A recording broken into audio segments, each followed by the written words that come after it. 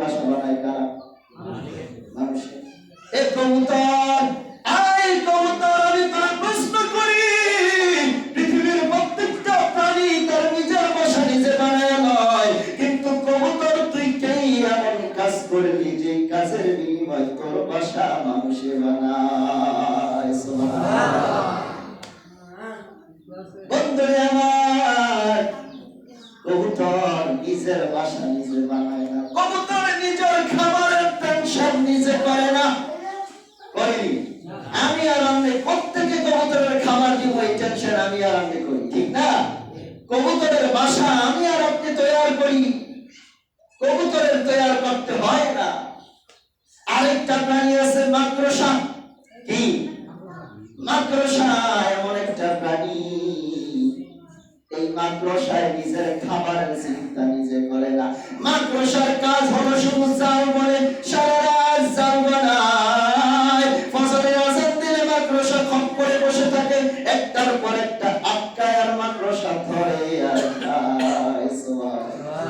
মাকড়সার হাইটা যায় খাবার আনতে হয় না, মাকড়সার জালে হাইটা এসে খাবার আটকায়। এই মাকড়সা তোরে জিজ্ঞাসা করি, তুই এই পাওয়ার পালি কই? কবুতর, তুই এই পাওয়ার কই পালি? তোর নিজের বাসা নিজের বানানো লাগে না, নিজের খাবার নিজের তৈরি করতে হয় না, ক্রয় করতে হয় না, মানুষ করে করে দেয়। কারণ কি? তুই কি এমন কাজ করলি যে কাজের বরকতে আল্লাহ তোরে এই শান্তি দিয়া দিছে। যেমন অনেক সন্তান বড় হওয়ার পর যখন কর্মস্থলে চলে যায়, বাপ নামক ওই বট বৃক্ষটাকে আর কাজ করতে দেয় না, বসায় বসায় খাওয়ায়। আছে না নেই? আছে না নেই? আছে। কারণ ওই বাপ যখন সন্তানটা ছোট ছিল, বাপে কষ্ট করে নিজে নাকি তাদেরকে খাওয়াইছে, খাওয়ায়া পড়ায়া যখন বড় বানাইছে, তখন সে চিন্তা করে দেখছে আমার বাবা আমার জন্য কষ্ট করেছে এতদিন, এখন আমি করবো, আমার বাবা বসে খাবে। আছে না নাই? তাহলে বাবা কষ্ট করার কারণে আজকে বসে খায়, মা কষ্ট করার কারণে আজ বসে খায়। ও কবুতর, তুই কি এমন কষ্ট করলি? তুই যে বসে বসে খাস, তোর কোন সন্তানে খাবার দেয়? তুই এই খাবার করতে কে পাস? আল্লাহ নবী নবী মুহাম্মদ রাসূলুল্লাহ সাল্লাল্লাহু আলাইহি ওয়াসাল্লাম, আমার নবী হিজরত করছে। আপনারা জানেন কি জানেন না? হিজরত করা নবীর সুন্নাহ, হিজরত করা নবীর সুন্নাহ। এ ভাই, যখন আমার নবী হিজরত করার জন্য রওনা দিলেন, আমার নবী হিজরত করার জন্য রওনা দিলেন, আমার নবী কাফেররা পিছন থেকে দৌড়ায়, মুহাম্মদ কই, মুহাম্মদ কই, মুহাম্মদকে ধরে হত্যা করো। আমার নবী দৌড়ায়া একটা গর্তের ভিতরে পালাইল, একটা গর্তে ঢুকলো আমার নবী। নবী যখন গর্তে ঢুকলো, ওই ঘরে ওই গর্তের ভিতরে মাকড়সা জাল বেঁধে রেখেছিলেন, মাকড়সার জাল ভেঙে গেলেন, নবী ভিতরে ঢুকলেন। প্রিয় ভাই আমার, মাকড়সা দেখলেন এই গর্তে প্রবেশ করছে না আখিরি জামানার পয়গম্বর, আখিরি জামানার নবী, নবীকুলের সম্রাট যাকে বলা হয়, নূরের নবী, এই গর্তে ঢুকছেন। সুবহানাল্লাহ। এটা মাকড়সা, ছোট্ট একটা প্রাণী। মাকড়সা নবী চিনে, বর্তমানে মুফতিরা নবী চিনে না, ঠিক কিনা? মাকড়সা নবী চিনে, কিন্তু বর্তমানে বিজ্ঞানের শায়েখরা নবী চিনে না।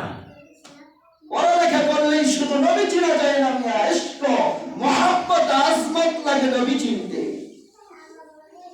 আমি গতকালকে আমার মাওলানা সার্টিফিকেট পেয়ে আছি 2016 সালে। এতদিন আমি চিন্তা করি না এটা লাগবে, কিন্তু এখন দেখি দরকার। সার্টিফিকেট দিয়ে কি হইব যদি ভিতরে ইশকে রাসূল না থাকে? মাকড়সা ছোট্ট একটা প্রাণী তাকিয়ে দেখলো, এই গর্তের ভিতরে একজন লোক ঢুকছে, এই লোকটার নাম নবী মুহাম্মদ রাসূলুল্লাহ সাল্লাল্লাহু আলাইহি ওয়াসাল্লাম। এই যে একটা আসমত দেখেন, নবীর নাম সঙ্গে সঙ্গে আপনারা কি করলেন? চুমা খেলেন। এটা একটা আমাদের ইজ্জত না? দেখেন, এটা কিন্তু কারো জোর করে করানো যায় না, ভিতর থেকে চলে আসে। বুঝা গেল এই লোকটার ভিতরে আজকে রাসূল আছে না নাই? আছে না নাই? আজকে রাসূল যার অন্তরে থাকে কখনো সে জাহান্নামে যাবে না, কখনো যাবে না। যদিও তার আমল কম হতে পারে, আমল দ্বারা কেউ জান্নাতে যেতে পারবে না। তারপরে রাসূল নামাজ পড়ছে কি করে না? পড়ছে কি করে নাই? তাহলে আমার নবী পড়ছে, আমি নবীকে ভালোবাসি না? তাহলে আমার নবী যে এই কাজটা করছে আমারও করার দরকার আছে না? মাদ্রাসা দেখলো এই গর্তের ভিতরে দুইজন ব্যক্তি ঢুকলো, একটা নাম আবু বকর আর একটার নাম আখির নবী। মাদ্রাসা চিন্তা করে দেখলো কাফেররা নবীকে খুঁজতেছে, নবীকে যদি পায় হত্যা করবে, কতল করবে। মাদ্রাসা চিন্তা করে দেখলো আমি মাদ্রাসা আর মাদ্রাসা বাসা ওই জায়গায় বাদে, যেই জায়গায় মানুষ চলাচল না করে। মাদ্রাসা দেখবেন চলাচলের জায়গায় কিন্তু মাদ্রাসা বাসা করে না, মাদ্রাসা বাসা করে যেখানে নীরব স্তব্ধ জায়গা, যেখানে মানুষের হাত কম করে, ওই জায়গায় মাদ্রাসা কি করে? বাসা বাঁধে। মাদ্রাসা চিন্তা করলো এই ছোট্ট প্রাণীর মাথায় এই বুদ্ধি দিল কে? আল্লাহ।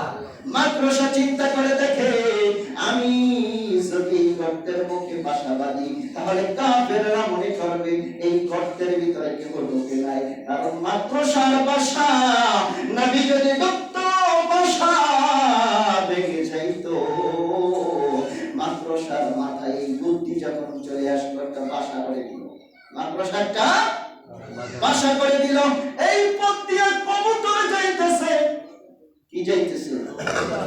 কবুতরের ইজ্জত শুধু আপনার আমার দেশে নয়, সৌদি আরব যায় দেখেন, আল্লাহর কারখানায় কাবার পাশেও কবুতর আছে না নাই? বহু হাসি কবুতরের খাবার খাওয়ায়, বহু হাসি।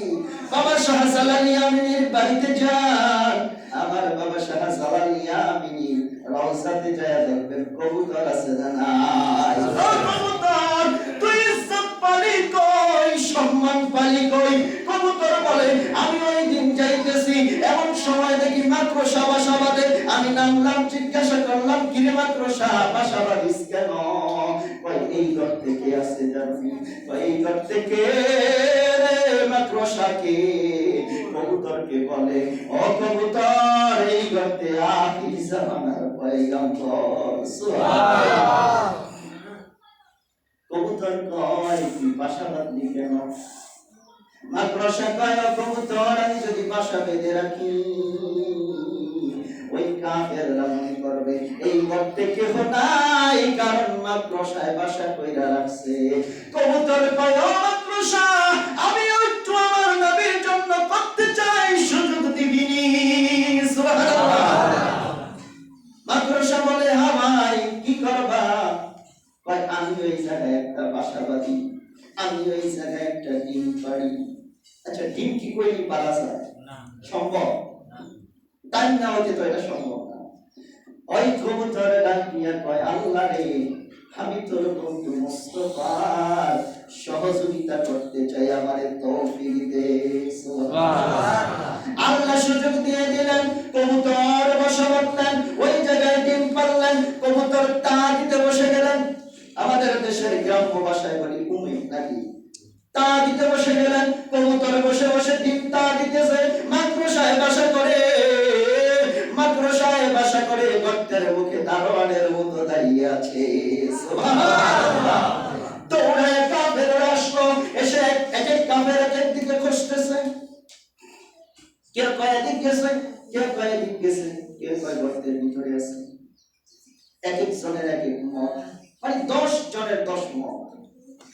এক একজন বলতেছে, কেউ কয় নাই দিকে, নাই দিকে, কেউ কয় গর্তের ভিতরে। ওই কাফের সর্দার যিনি ছিলেন সে বলতেছে কাফের ভিতরে, এই গর্তের ভিতরে ঢোকে কিভাবে? 2 জন লোক গর্তের ভিতরে ঢুকলে এই মাদ্রাসার বাসা বাঁধতো, কবুতরের বাসা বাঁধতো, আর কবুতর কি ইচ্ছা করলে ডিম পাড়তে পারেনি? না না না, এটা সম্ভব না। কবুতর যেহেতু বাসার মুখে বসে ডিম পেড়ে তা দিতেছে, বুঝা গেল এই বাসাটা পুরনো, এই গর্তে নবী মুহাম্মদ নাই। সুবহানাল্লাহ।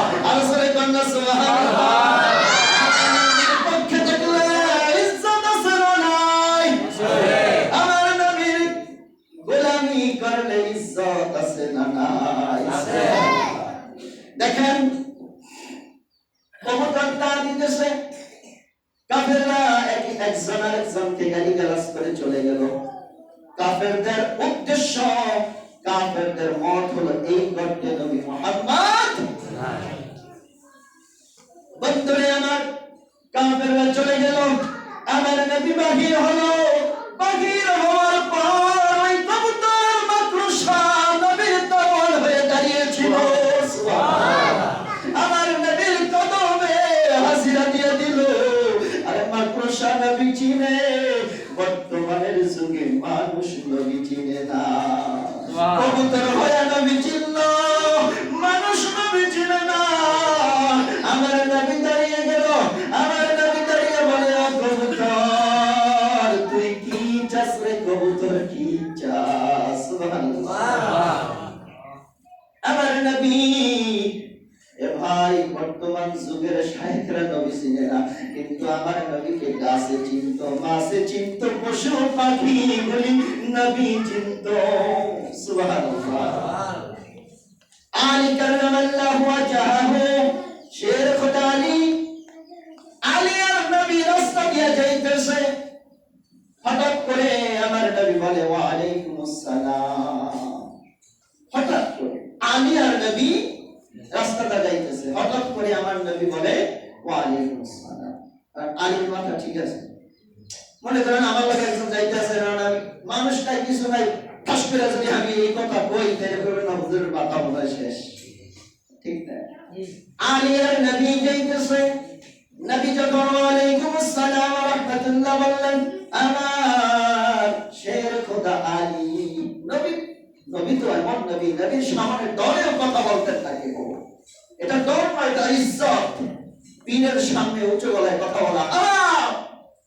যে মুরিদ চায় দেখবেন পীরের সামনে উঁচু গলায় কথা বলে, মনে করবেন এটা মুরিদ না, এটা বেয়াদব। ওর জীবনেও তরিকার কোনো লাভ হবে না। সারা জীবন দুলা রাখতে পারবে, কিন্তু কোনো লাভ হবে না।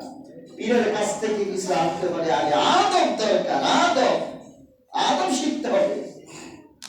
অনেক মুরিদ আছে, পীর বসা, মুরিদও সালাম দা দুইটা মুরিদ হয়ে বলল, পীরে কি হুকুম দিছে না দিছে এই খবর আছে না নাই? এরকম পীর, এরকম মুরিদ আছে না নাই? পীর যেমনে খাইতেছে, মুরিদ যেমনে খাইতেছে।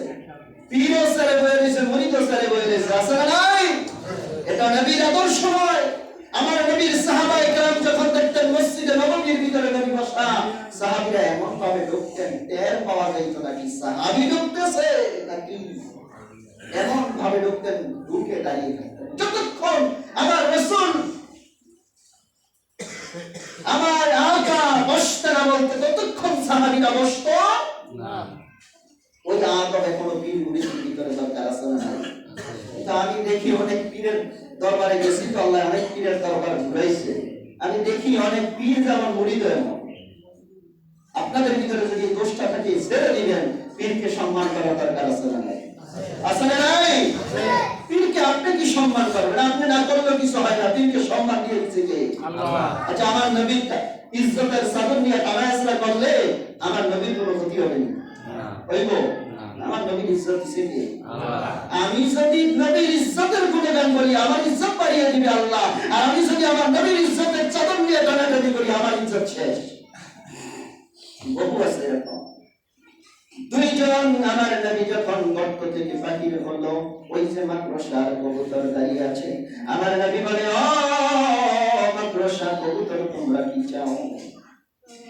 কি চাও তোমরা, কি চাও? মাকড়সাটাকে বলে, ইয়া রাসূলুল্লাহ, ইয়া হাবিবাল্লাহ, আমি কিছুই চাই না। কবুতরটাকে বলে, ইয়া রাসূলুল্লাহ, ইয়া হাবিবাল্লাহ, আমি কিছু চাই না। আপনার খেদমত করতে পেরেছি, এটাই আমার কাছে বহুত কিছু। সুবহানাল্লাহ। আর আমার যদি বর্তমান আমার পীর কইতো, তুই কি চাস? আমি কইতাম 10 তলা একটা বিল্ডিং বানায়া দেব। আমাদের চাহিদা এরকম, ঠিক না? আমাদের চাহিদা, আমরা পীরের কাছে যাই এই জন্য যাতে মোটামুটি কিছু লাভ হয়।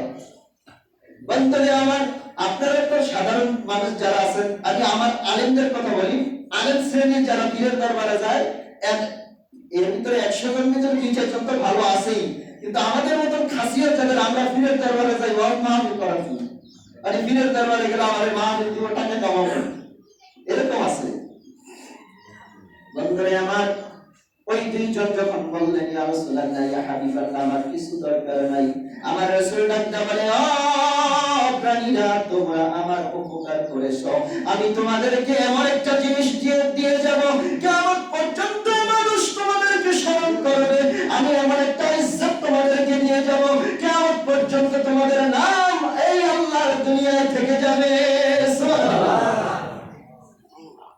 কবুতর দাঁড়িয়ে আছে, মাকড়সা দাঁড়িয়ে আছে, আল্লাহ রাসূল বলে ও মাকড়সা যা, আজকে থেকে তোরে আমি এমন একটা পাওয়ার দিয়ে দিলাম তোর খাবারের কোনো চিন্তা করতে হবে না, তুই সারা রাত জাল বুনবি, জাল বুনে সারাদিন জালের মাথায় বসে থাকবি, তোর খাবার যায় আনতে হবে না, খাবার একটা একটা তোর জালে আটকায়া যাবে।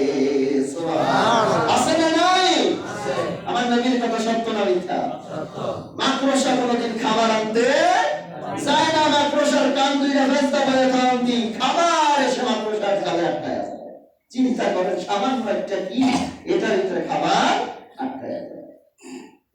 মাকড়সা গেল কবুতরকে বলতেছে ও কবুতর আজ থেকে তোরে আমি এমন একটা পাওয়ার দিয়ে দিলাম, তোর এমন একটা ইজ্জত দিয়ে দিলাম, আজকের পর থেকে তোর বাসা বানানোর চিন্তা করা লাগবে না, মানুষ নামবে, বাঁশ কাটবে, মিস্ত্রি নিয়ে পেরেক মারবে, সুন্দর করে তোর জন্য বাসা বানাইবে। খাবারের চিন্তা নাই, তোর বাসার মধ্যে ঢুকায় মালিক বিছনায় গিয়ে শুয়ে পড়বে না, তোর বাসার ঢুকায় মালিক টেনশনে পড়বে আমার কবুতরের কোন খাবার খাওয়াইলে একটু মোটা তাজা হবে। সুবহানাল্লাহ। এই মাকড়সার কবুতর ইজ্জত